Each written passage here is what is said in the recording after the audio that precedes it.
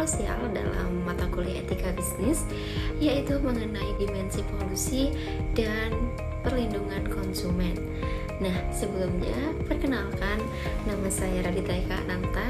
Saya dari Fakultas Ekonomi dan Bisnis, Program Studi Manajemen Universitas Mahasaraswati Denpasar. Nah, pada kali ini kita akan melihat aktivitas ekonomi di sekitar lingkungan kita yang sebenarnya punya dampak yang nyata bagi alam. Nah, saya itu sudah melakukan observasi kecil-kecilan mengenai aktivitas ekonomi yang ada di sekitar rumah saya, yang dimana apakah sudah sesuai etika atau justru melanggar etika. Nah, mari kita bedah satu persatu. Baik, yang pertama kita akan bahas mengenai pabrik bebek. Nah, dimana bisnis ini menerima kiriman dari Jawa berupa bebek potong yang sudah diproses. Nah, ketika tiba sampai pabrik ini, pabrik akan mengolahnya menjadi potongan-potongan kecil per kilogramnya dengan mengemasnya kembali menggunakan kemasan plastik yang sudah tersedia. Nah, secara ekonomi ini membantu suplai pangan, tetapi secara etika lingkungan ada masalah besar di sini. Nah, dari observasi yang saya lakukan, saya menemukan adanya dampak negatif bagi lingkungan sekitar pada pabrik ini, yang dimana yang pertama ada polusi air, lalu yang kedua ada polusi udara. Nah, pabrik ini menghasilkan polusi air yang cukup parah menurut saya, karena darah dan lemak hewani yang dibuang begitu saja ke drainase, yang dimana mengakibatkan air got atau air sungai itu menjadi berminyak dan berwarna keruh. Lalu yang kedua, polusi udara berupa aroma yang ditimbulkan dari pembuangan limbah tersebut. Bau amis dan busuk dari limbah organik ini menyengat hingga rumah warga. Nah, ini bukan cuma masalah kenyamanan, tapi juga masalah kesehatan.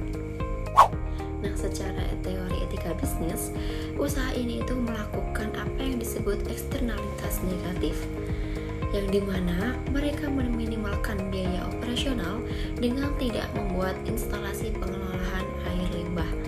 Tapi dampaknya justru dibebankan ke masyarakat sekitar dalam bentuk polusi.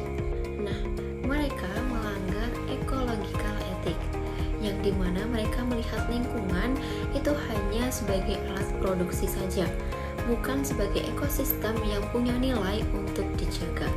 Nah, itu tadi kasus pertama yang saya bahas mengenai bisnis yang tidak peduli akan lingkungan sekitarnya. Sebagai pembanding, kita bergeser ke usaha jahit sekaligus sablon. Nah, meskipun skalanya UMKM, mereka punya kesadaran lingkungan yang jauh lebih baik. Mari kita bahas satu persatu. Nah, mengapa saya katakan usaha jahit sekaligus sablon ini ramah lingkungan? Karena yang pertama, mereka nyaris tidak memiliki limbah yang berdampak negatif pada lingkungan sekitarnya. Itu karena mereka memanfaatkan potongan-potongan kain atau kain perca itu menjadi barang baru lagi, seperti contohnya keset atau kerajinan tangan lainnya, bahkan bisa menjadi baju kembali. Nah, ini langkah nyata menuju zero waste. Lalu yang kedua, mereka mulai menggunakan tinta sablon berbasis air atau water based. Nah, ini lebih ramah lingkungan dan menyaring air bekas cucian alat sebelum dibuang ke pembuangan air. Nah, melihat kepeduliannya terhadap lingkungan, usaha ini menerapkan environmental stewardship atau tanggung jawab pengelolaan. Nah, mereka sadar bahwa sisa produksi adalah tanggung jawab mereka, bukan tanggung jawab orang lain, bukan tanggung jawab alam. Secara etika, mereka menjalankan prinsip utilitarianisme, yang dimana mereka itu berusaha menciptakan kebahagiaan atau manfaat terbesar bagi lingkungan sekitar dengan menekan polusi seminimal mungkin. Nah, setelah kita membahas etika lingkungan tadi, kita ketahui bersama ada bisnis yang mengedepankan kepeduliannya terhadap lingkungan, ada juga bisnis yang tidak peduli pada lingkungan sekitarnya. Nah, sekarang kita akan masuk ke topik yang tidak akan kalah penting bagi kita semua sebagai pembeli, yaitu perlindungan konsumen. Baik, saya akan memberikan salah satu contoh nyata dari adanya pelanggaran hak konsumen ini di sekitar saya. Nah, saya biasanya menemui adanya pelanggaran hak konsumen ini pada pasar tradisional, yang dimana banyak orang-orang yang ingin membeli daging ataupun buah-buahan mengalami kecurangan pada timbangan yang sudah dimodifikasi oleh si penjual. Misalnya, jarum pada timbangan itu tidak dimulai dari 0. Nah, secara kasat mata, pembeli itu melihat jarum menunjukkan 1 kg.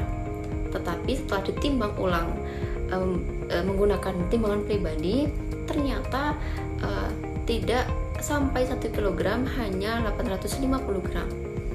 Nah, ini secara ekonomi konsumen sangat dirugikan karena membayar sesuatu yang tidak ia terima secara utuh.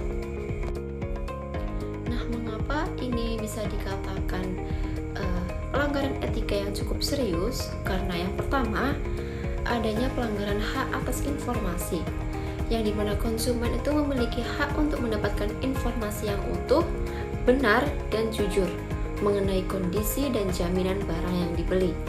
Menampilkan angka timbangan yang salah itu adalah bentuk pemberian informasi yang palsu atau penyesatan. Lalu yang kedua, adanya kegagalan kontrak, yang dimana saat kita membeli barang terjadi kontrak tidak tertulis antara penjual dan pembeli. Nah, penjual itu wajib memberikan barang sesuai spesifikasi yang disepakati di awal. Kecurangan timbangan itu berarti penjual gagal memenuhi kewajiban kontraknya. Lalu yang ketiga, adanya masalah duty care theory, atau dalam konteks ini pedagang atau distributor itu memiliki kewajiban untuk memastikan alat ukur yang mereka gunakan akurat dan tidak merugikan konsumen. Nah, mengabaikan akurasi timbangan itu adalah bentuk kelalaian yang disengaja. Baik, usai sudah pembahasan yang saya sampaikan terkait materi dimensi polusi dan perlindungan konsumen, maka dapat saya simpulkan bahwa praktik bisnis yang tidak etis, baik dalam bentuk pencemaran lingkungan maupun penipuan takaran terhadap konsumen, pada dasarnya berakar dari keinginan mengejar keuntungan sesaat dengan mengabaikan hak orang lain. Pabrik bebek yang mencemari air dan pedagang yang curang dalam menimbang itu sama-sama melanggar prinsip keadilan dan tanggung jawab sosial yang seharusnya menjadi standar dalam setiap aktivitas ekonomi. Tapi di sisi lain, keberadaan usaha jahit ataupun sablon yang peduli akan lingkungan sekitarnya memberikan harapan bahwa bisnis bisa tumbuh sukses tanpa harus merusak ekosistem. Hal ini itu menegaskan bahwa penerapan etika lingkungan dan perlindungan konsumen bukan sekedar kewajiban hukum, tapi melainkan investasi jangka panjang untuk membangun kepercayaan publik dan menjaga keberlangsungan bumi bagi generasi yang akan mendatang. Baik, itu saja yang bisa saya sampaikan. Saya Renita Kananta, terima kasih atas perhatiannya. Sampai jumpa.